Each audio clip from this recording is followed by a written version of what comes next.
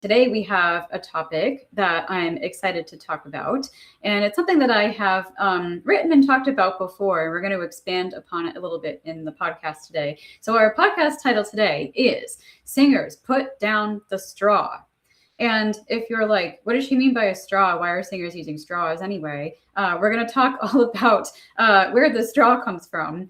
And what we're going to be talking about in general are the use of tools that singers often use to help them with their technique, to relieve vocal tension or vocal fatigue, or to maintain their vocal health. Because, the reality is there are a lot of useful gadgets out there, sometimes even very common household objects that can be used to help reduce inflammation in the vocal folds, help to recalibrate the instrument, recalibrate the breath pressure while you are singing, and things to help you relieve the voice and cool the voice down after an intense bout of singing. However, I think that these tools have to be viewed in the right way, and they have to be used correctly and used in a way that is going to promote lasting good habits with your singing voice, rather than just as a quick fix or some sort of Band-Aid that you use when you've abused your voice too much and it's not feeling great.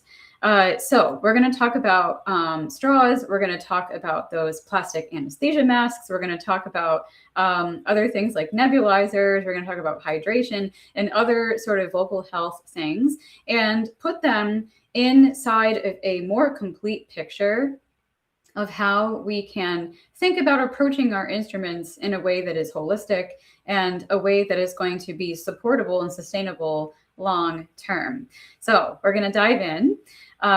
Singers Put Down the Straw. That is our title for today's podcast. And this discussion was brought on because in an online community of artists that I am in, there was a discussion in the forum recently about vocal health, and particularly how to maintain vocal stamina both leading up to and during gigs. And most of the folks in this community are singer-songwriter types. They are not vocal pedagogues. They are not, singers by trade.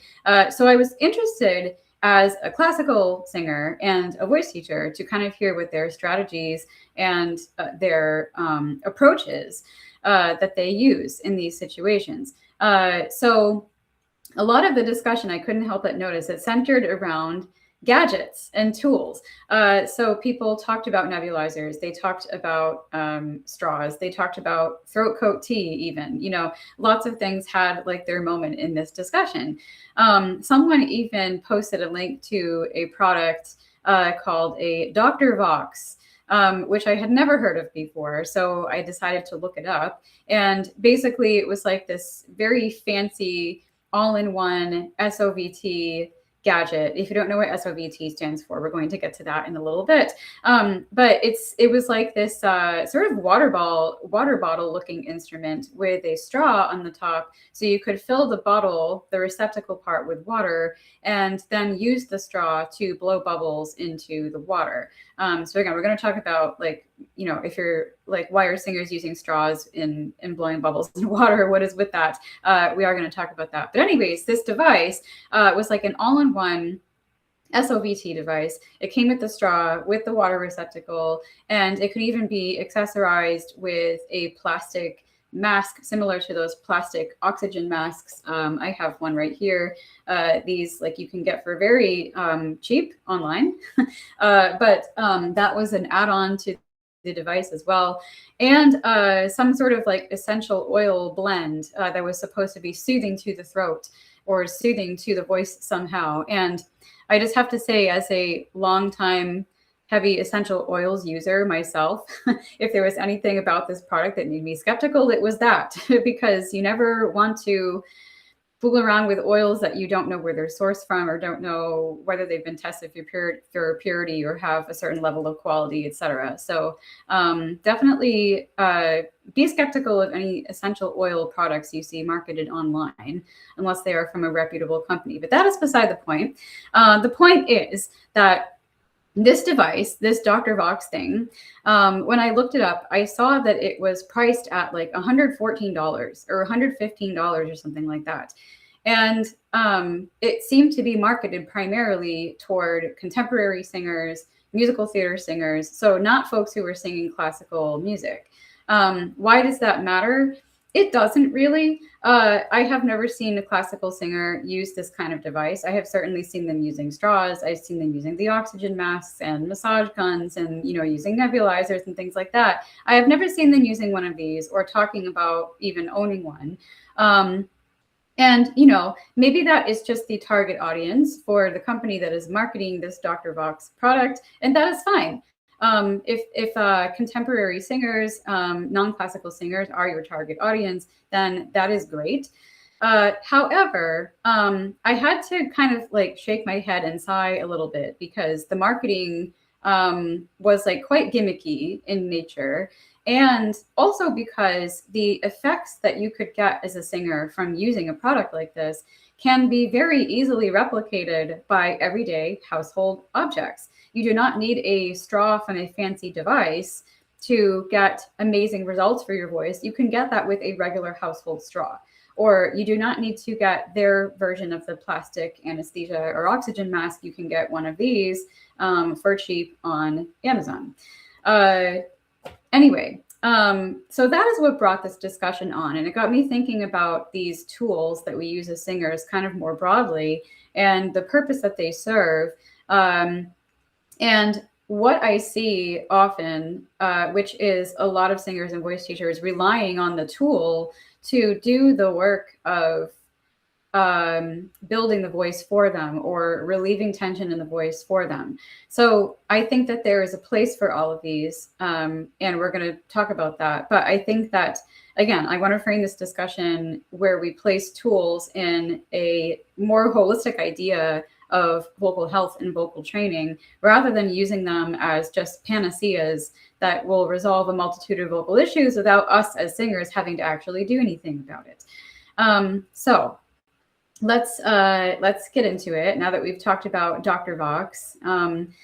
So anyway, let's think about actually what SOVT means. I mentioned the word SOVT or the acronym SOVT earlier, and that is an acronym that stands for semi-occluded vocal tract, which sounds really fancy, but it's really not. So your vocal fold, or your vocal tract rather, extends, from the throat, which is where your larynx and your vocal folds are located, and it goes all the way up to the front of the mouth. And that is the internal resonating space for your voice. And your vocal tract is, parts of it are very flexible and it can be shaped in many, many different ways. And it also responds in part to changes in other parts of the instrument, particularly in the body's, sort of pressure management system, the way that you breathe and support. So it's going to change shape, even somewhat subconsciously, or unconsciously rather, as it responds to other cues from the body. And we can vocalize when our vocal tract is completely open, as it is, during most like regular singing, or we can also vocalize or make sound when the tract is partially closed or partially occluded. So semi-occluded is just a fancy way of saying partially closed. So what does that look like? It can look like a lot of different things. There are a lot of things that can partially close the vocal tract. And some of them don't even involve any fancy tools. So for example, lip trills partially close the vocal tract because your lips are closing and opening. Humming is another form of semi-occluded vocal tract exercise because the lips are completely closed. Singing on an NG sound where the back of the tongue comes up to meet, the soft palate area, that is another form of SOVT. Vocalizing on an N, same thing. Anything that is going to partially close off any part of the vocal tract is considered an SOVT. So those are the kinds that don't involve any fancy tools. And there are probably more of them that I'm not thinking of off the top of my head.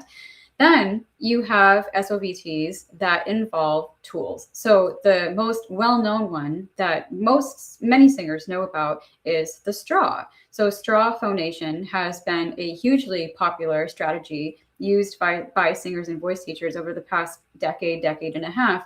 And basically, like, you just take a regular kitchen straw. It can be, plastic, it can be metal, it can be paper. Sort of like soda straw size. So not too tiny and not like too wide, like a milkshake straw. And you bring the straw to your lips. You close your lips around the straw so that the straw basically is serving as an extension of the vocal tract, because the lips are closed around the straw, and the straw is a very, very tiny opening, obviously, through which you are channeling your air and channeling your sound. And what all SOVTs do, in a very general sense, is change the air pressure that is moving through the vocal folds in a way that is going to feel more therapeutic, it's going to feel more balanced.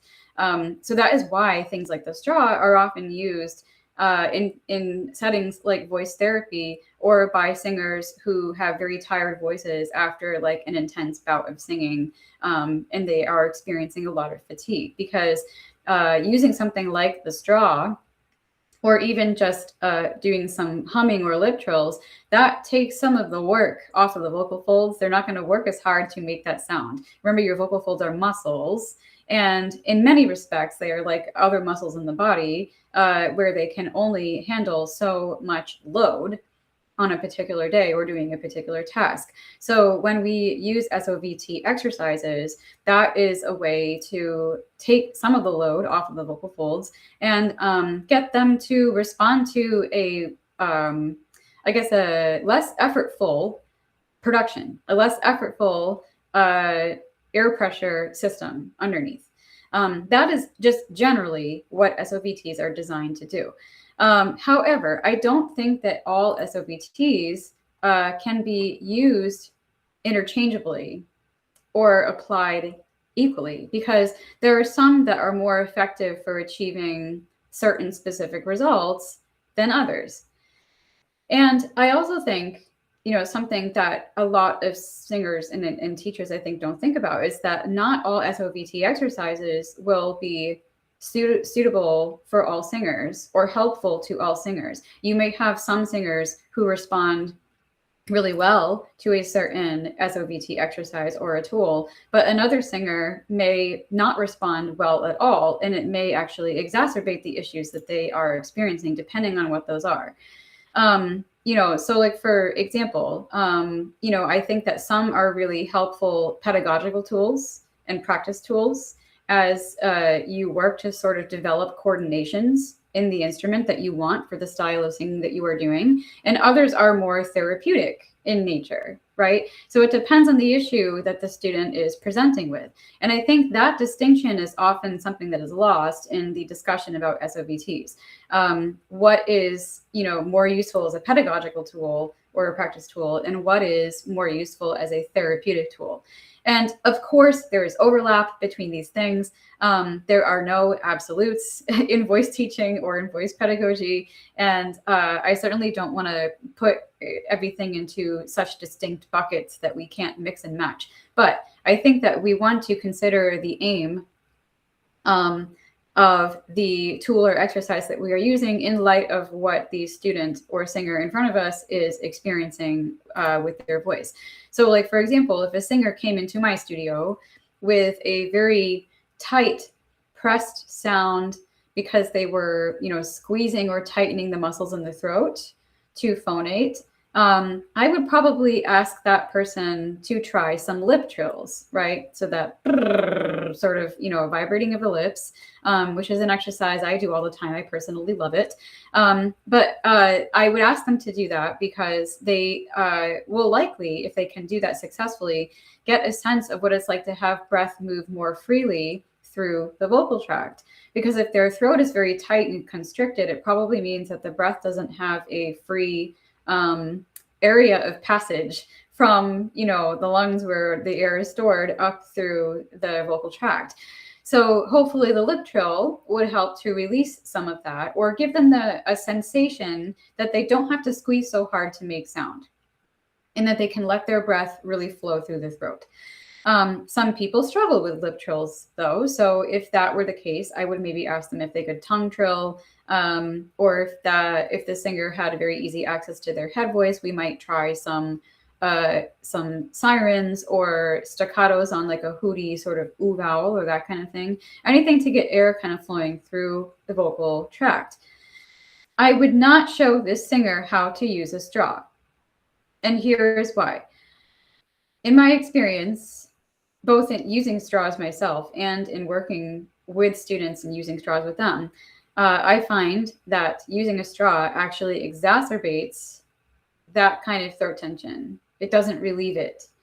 And probably the reasons for that are many and varied depending on the singer. But my guess would be, putting an even smaller opening for the sound to escape from the vocal tract through the straw is already the problem, right? If the person is unnecessarily constricting the throat too much, using a straw would likely just add more on top of that problem. The idea should be to use an SOVT that is going to get them to open the throat and relax the throat, not narrow the airflow more than it already is. However, I would use a straw with a student who came into my studio who is experiencing a lot of vocal fatigue from lots of heavy singing or intense singing. As long as they find it comfortable to hum through a straw, we could explore what results or what benefits we might get from this tool. So we want to consider what the issue actually is with the singer or in our own voice, and what the tool is actually going to do, or what the exercise is actually going to do. Because the other thing that we want to consider too is, like in the first example, the singer who is supporting their sound from the throat by constricting the walls of the vocal tract, that solution is more technical in nature. If they're supporting with the throat and singing from the throat, we can displace that support to elsewhere in the body. We can try different strategies and techniques to get other parts of the pressure management system to take up the work of supporting the voice and to balance the airflow in the way that they are breathing and supporting. So we would do technical exercises to achieve this end. But in the case of the second student, right, who is experiencing vocal fatigue, maybe they're in tech week for a show, maybe they have had lots of choir rehearsals, maybe they are like me and they're a church musician and they have just come off of Holy Week and they are still coming out of the fog. What they need is not necessarily a technical solution, right? What they need are therapeutic strategies to help their voices recover and to maintain their voice's health and stamina in that moment and going forward. So the straw, I think, is more of a therapeutic tool than a technical one. So that is one thing that we could try, or that is one thing that I would recommend. Of course, I would also recommend vocal rest, right, and hydration and like all of the other things. And I would check in generally with their vocal hygiene habits and see what their existing protocol is if they have one. Now, does that mean that a straw could not be used to achieve a technical end? Of course not, right? Like I said earlier, there are no absolutes, almost no absolutes when it comes to singing and voice teaching. And it's possible that a singer could come in with technical issues that could be helped or resolved by using a straw. But this would have to be approached in a really specific way. And the teacher would need to guide the singer in noticing what the straw is actually doing for them or changing about their voice when they use it. And then once that noticing is there, once that recognition is there, the teacher needs to give them some technical strategies to eventually be able to produce those results without the straw. Because simply using a straw or any other tool without noticing what changes about your vocal production, or noticing that but not taking any measures to adjust your production without the use of the tool, that's not going to help you achieve any lasting results. So when we experience results from using any tool, we have to be able to parse out for ourselves, or our teacher has to help us do this, or at least make an informed conjecture as to why those results happened. And if the results are desirable, if we want more of those kinds of results, we have to use the tool to help retrain the body to do what we want it to do in the absence of the tool, not simply use the tool as a band-aid that will fix the issues in our voice without us having to think about it or to change anything. So we really need to think of what's beyond the tool when we're using the tool. Why is this important? Well, one obvious answer is that probably when you're performing on stage, you won't have straws or anesthesia masks or oxygen masks available to you, right? So you might be able to use your straw if you're backstage between scenes in a production or between sets in like a solo recital or something like that. But if you're on stage the whole time, these things are probably not going to be an option for you. So that's one practical reason that we don't want to be too dependent on these tools. But more fundamentally, we want to make sure that we are training our instruments to operate efficiently, right? And tools can certainly help us to do that. Tools are great for helping us discover sensations in our instrument and develop coordinations. But it is up to us as singers to explore and do the work to maintain those positive sensations and coordinations that we find when we are not using the tool. And it's not that this happens immediately, right? Sometimes this requires time and trial and error and lots of experimenting to figure out. So I'm not saying like we should be able to hum through a straw, figure out what's going on like that, and then be able to sing perfectly without it. That's not what I'm saying. What I mean is just that if we are going to be using a tool in an ongoing fashion to help us develop a sensation or a coordination in our instrument, we need during that time, whatever that length of time is that we are using it, we need to be thinking about what we are actually noticing in our body and being very mindful about the sensations that we have. And with the help of a teacher, probably to figure out what is actually causing those sensations and how can we figure that out? How can we figure out how to do that without the tool? So, this is why I tend to really raise my eyebrows at singers who tell me that they rely on their straws to warm up, for example. Because if they're unable to warm up without the straw and get the same results or similar results, then, what does that say about their knowledge of their own instrument or their knowledge of what the tool is actually doing for them?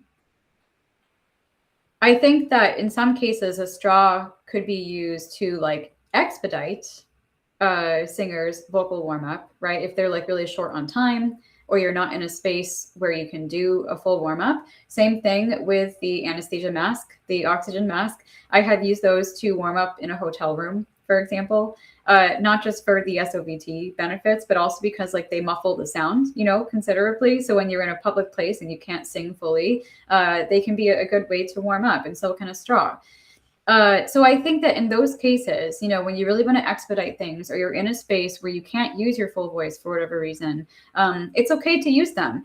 As long as, again, you understand what the tools are doing for you and you are able, under normal circumstances, to achieve those same results on your own. So I think that this kind of use is totally valid, but in my opinion, it should also be really limited to extenuating circumstances and not become the norm. It should not become like your normal warm-up routine. And that's because like I have thoughts about what a vocal warm-up routine should look like and what we should be thinking about when we do that. And that's a topic for another podcast.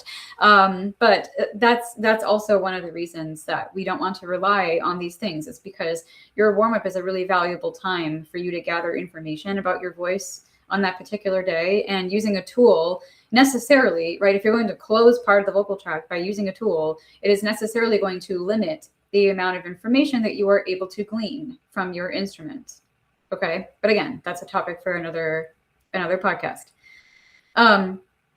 Because let's take this a step even further, going back to should we use tools or not in our warm-ups. If you convince yourself that it is impossible for you to warm up effectively without your straw or your mask or whatever, then you are effectively training your body to believe that X cannot happen unless you do Y. And that really limits your options. So, of course, like every singer has their favorite exercises, their favorite tools. that they feel help them, to get their voice in gear.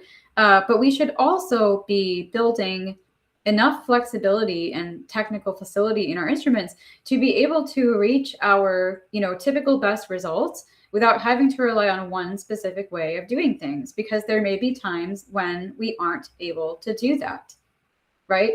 And we have to be able to understand what about our favorite exercises, whether they're SOVT or not, or whether they are tools or not, what is it that those exercises do for us that feel really good for our voices?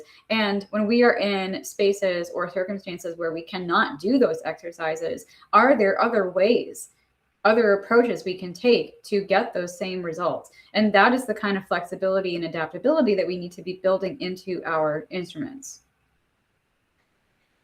I think also we want to be very careful about our use of tools, especially the ones that promote vocal recovery or relief or have therapeutic benefits after a heavy bout of singing.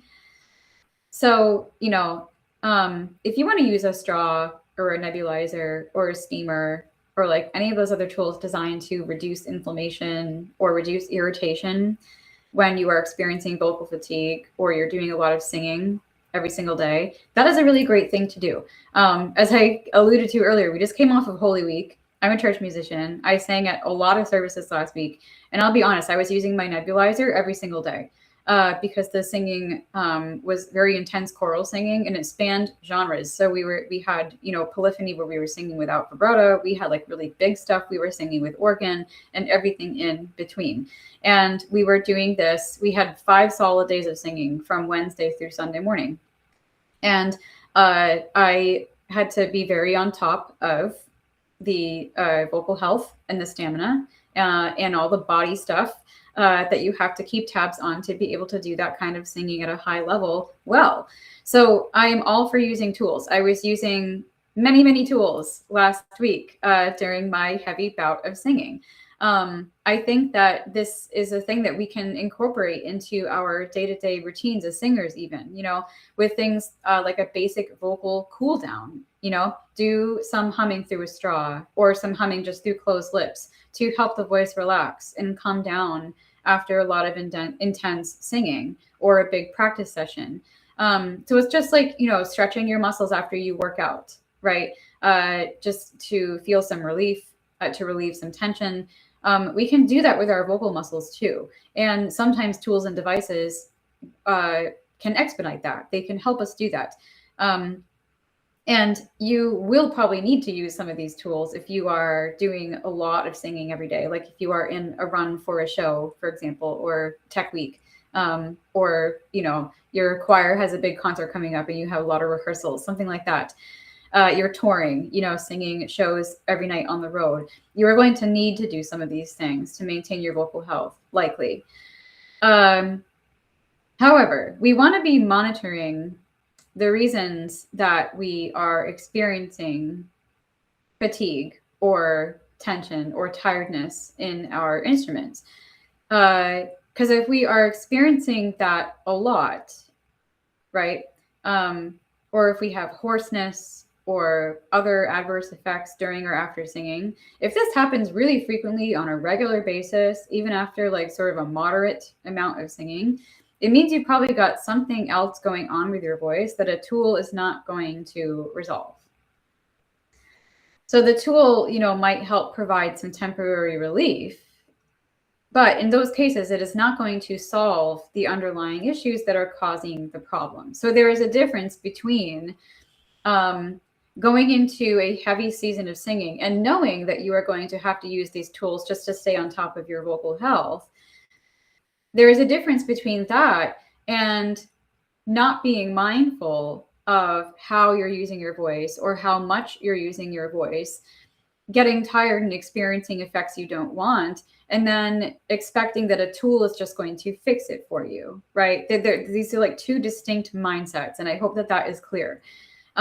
So we can use tools to provide relief, but they're not going to solve underlying technical issues, and they are not going to solve the way that you are using your voice that is producing these unwanted results in the first place. So if the fatigue is truly just from like heavy use, and you know that, and you know that it's not a forever situation, then by all means use the tools, right? Like I said, I was using my nebulizer every day last week. But if the issues are not caused by that, if they are caused by things like technical inefficiencies, compensatory tensions or other patterns in the body, or lifestyle habits that can have negative effects on the voice, then a tool is not going to fix any of that. Not without you actually taking other steps to remedy that in addition to using the tool. Okay. So in those cases, you need to work with a teacher or a coach who is going to help you uncover what the actual issues are and explore different ways of singing that would use your voice in a more efficient way, in a more comfortable way. Or if it's a lifestyle issue, a lifestyle habit, then you need to take a good, hard, honest look at your habits and look at the effects that they're having on your voice and adjust your habits accordingly, right? And of course, right, if you are experiencing chronic issues with your singing or constant discomfort, or you just suspect that something might be wrong, that something just doesn't feel right, then go see a laryngologist who can take a look at your vocal folds and determine whether there's anything structurally wrong with them. Because these kinds of issues are often beyond the scope of a voice teacher or a coach, because we can't see your vocal folds. We don't have the means to do that in our studios, and we are not trained as laryngologists. We are not trained as SLPs, most of us. So we cannot offer a diagnosis or a treatment plan for things like this. So if your vocal fatigue or issues or whatever do not resolve after your intense singing is over, after some remedies and strategies that normally work for you, then it might mean that you need to go see someone who can help you figure that out. And that is not a bad thing. It just means that you have an issue going on, and diagnosing the issue is going to send you on your way to healing. So that's talking about fatigue. And, finally, just to sort of add into the mix of vocal things here that people are often talking about, let's talk about hydration a little bit. So I have some thoughts about hydration and vocal discomfort that we feel when we feel like we have a dry mouth or a dry throat. So obviously, please hydrate well. Make sure that you are drinking, small to moderate amounts of water or some other non-alcoholic liquid throughout the day. We don't want to overhydrate, because that is a thing. But most people are not doing that. Most people are underhydrated. But if you are just conscious of sipping water in a moderate fashion throughout the day, or again, any non-alcoholic liquid throughout the day, you will get most of the hydration that you need. And yes, caffeine is okay. Caffeine is not going to dehydrate you. That is a myth. Caffeine can have other adverse effects on the body, and that affects everyone differently. So if you personally don't like how you feel when you drink caffeine, then by all means stay away from it. But if you are a singer who has been told that drinking coffee is going to damage your voice, that is not true. I wouldn't, do it while singing, perhaps, or right before singing, especially if you have a history of like GERD or acid reflux or something like that. But again, every person's body is different and responds differently to different things. So all that to say is that caffeine is okay. It's not going to dehydrate you. You do not need to make up for the amount of coffee that you drink with an equal or more amount of water. So just so you know, I think, and this is important to consider, because the liquids that we consume while we're consuming them momentarily, they make our mouth feel comfortable. They make our throat feel moist. They relieve that sense of dryness that we might feel in the mouth or the throat. But that hydration, those liquids, that's not actually reaching your vocal folds as you consume them, right? And if we think about this, we can see the logic in this, because we drink, when we consume food or beverage, it goes down the pipe that leads to the stomach, not the one that leads to the lungs, right? If things were reaching our vocal folds directly, it would mean we'd be choking. on whatever we're eating or drinking. And that's not happening, right? So if we want a hydrated voice, that means we need to drink fluids throughout the day and allow time for that hydration to travel systemically through the entire body, including the vocal folds. It's not going to get there first just because it's closer to your mouth. Okay.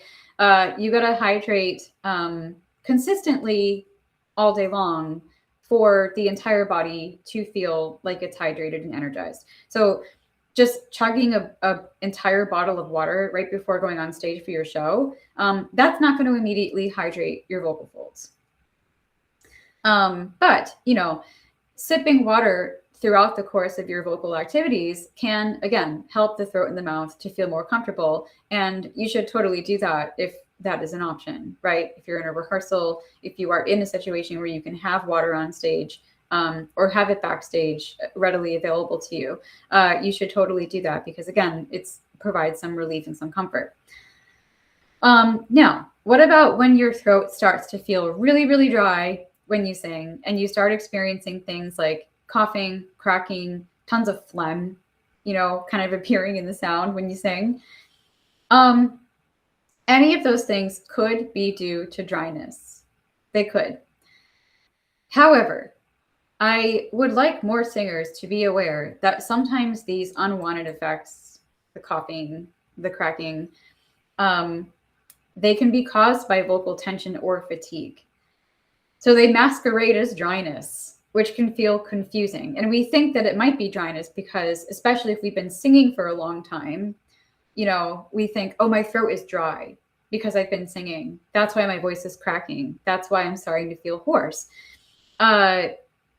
However, if you are well hydrated and you're maintaining good lifestyle habits and good vocal hygiene habits in a general way, and you are still noticing these things happening when you sing, especially if they've been happening after you've been singing for a while, or while you're singing heavily, again, several days in a row, that may be a fatigue issue caused by overuse or technical inefficiencies.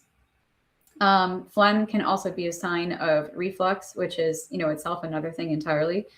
So if you are experiencing something like this, you know, bring it up with your voice teacher or your coach, because they may have some technical fixes that can help. Sometimes all you need is a little bit of recalibration of the way that you're doing things to make things feel more comfortable, to have more ease in the sound, and to keep the fatigue to a minimum.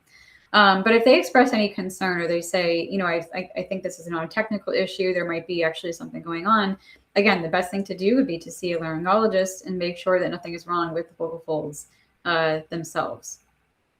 So kind of to, you know, wrap up the entire discussion here and put this in a more holistic framework, you know, of all the things that we're talking about, the tools, the exercises, all of the vocal hygiene, vocal health strategies.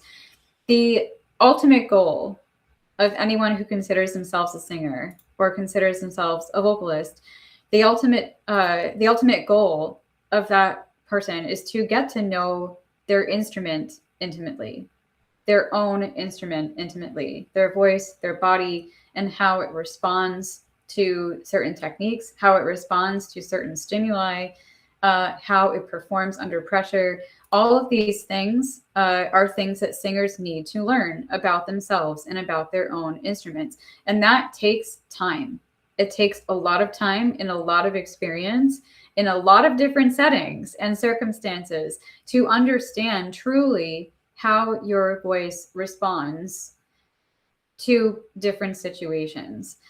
So I would say the more that you can explore, the more that you can try different things with your voice, the more you can use different tools, the more you can try different techniques, the more different music you can sing.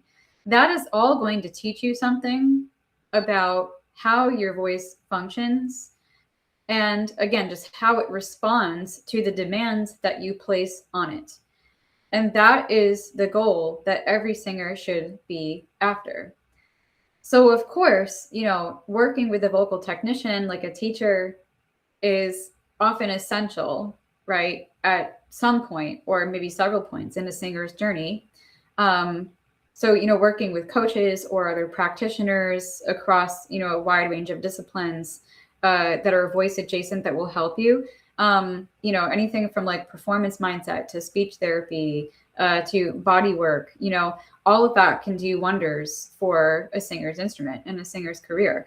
But ultimately, the singer themselves, okay, you are the one who is in possession of the instrument. You are the one operating it, and you are the one living with it every single day. And you can get all the advice and all the training from all the mentors in the world. But ultimately, you are the one living inside your own body. And that means that the buck ultimately stops with you. And this is one of the unique things about being a singer, as opposed to being a person who plays an external instrument that does not exist inside your own body. Your entire body is your instrument. And there is not a single day that goes by during which you do not engage with your instrument, where you do not engage with your body. We are living in our bodies every single day. Even when we are not singing, we can and we should be making observations and connections about things happening in our body, how it responds to our lifestyle choices, how it responds to stimuli, how it responds to and recovers from illness of different types, how cyclical hormonal changes affect it, if that is a thing for your body, how it is affected by any chronic conditions that you have, whether that is physical or mental or emotional. Because your voice responds to all of this stuff too. Your voice is part of your body, and it cannot be separated from what is happening in the rest of the body. And you might not notice it at first. People who are new to their singing journey, or younger singers who don't maybe yet have the full body awareness that an older singer might have, they might not notice these things at first, how what they eat might affect their voice, or how their cycle affects their voice, or how a dry environment, affects the way that they're singing. But over time, if you really tune in and you get really curious, you will start to notice these things. Certain factors you'll find influence your voice to varying degrees. And this will change as you go through the course of your life. We are not static human beings. We are dynamic. We are constantly changing. They're going to happen to different degrees at different times in your life and under various circumstances, right? But the main idea here is that we cannot ignore that our voices are a part of our body, and a relatively delicate and vulnerable one at that. Your vocal folds are not made of glass, but we do want to treat them with care. So when we think about using tools and exercises to help us with our singing, the goal of doing any of that, whether we use a tool or not, the goal should be to help us understand our instruments better. And if a certain tool helps you to do that, then by all means use it, right? Again, as long as you are doing it mindfully and you are doing it with the eye toward what is the tool doing for me? How can I begin to learn to replicate these results and these coordinations without the tool? By all means, use the tool. And if a tool doesn't work for you, then there's no shame in recognizing that it does not. If you see every singer around you using a straw, and for you, the straw doesn't do it for you, or it gives you effects that you don't want, then there's no shame in saying, like, I don't need to use the straw. I don't want to use the straw. It doesn't work for my voice, and that's okay. Because what works for you may not work for another singer, and vice versa. So what works for them might not work for you. And that is okay, because we are all completely different. So that is what I want you to take away from our discussion about tools and about strategies and about exercises. So be careful with your SOVTs, or I guess be mindful with your SOVTs about which ones you're using, what goals they are oriented toward. And remember that any exercise is a tool in and of itself. And tools are for something. Tools have a purpose. They are oriented toward a result. They are oriented toward a goal. So you want to be considering, what is the goal? What am I after here? And if the results that I want happen when I use the tool, how can I begin to work with my voice to get it to replicate these results without the use of the tool? Because that is what we want. We want to be able to sing expressively with a wide range of vocal expressive options. So that means like your vocal range, you know, how high or low you can sing. It means your dynamic range, how loud or soft you can sing. It means, you know, the colors of tone that you can bring out, sort of the different emotions, the different ideas that can come through when you sing. All of that has to do with the coordinations and the patterns that you build in your instrument and the sensations that you explore. So all of this, again, is for something. It is oriented towards something. It is oriented toward being an expressive singer who communicates something beautiful to an audience. And that is what we don't want to lose sight of. When we get into the weeds with all of this technical stuff, the technical stuff is great and it is essential, and we must have it as singers to do our jobs well. But we want to remember that technique is oriented towards something. Again, it is a tool. Tools are for things. That's the takeaway here. Remember that, you know, that's the goal. If it helps you become an expressive singer, a skilled singer, a healthy singer, then that is what we want. And if it does not help you to do that, then you do not have to avail yourself of it. All right. That is what I have for you in the podcast today. I thank you for joining in. I thank you for watching the replay on the flip side, and I will see you again next Tuesday morning for another podcast. Have a fantastic week.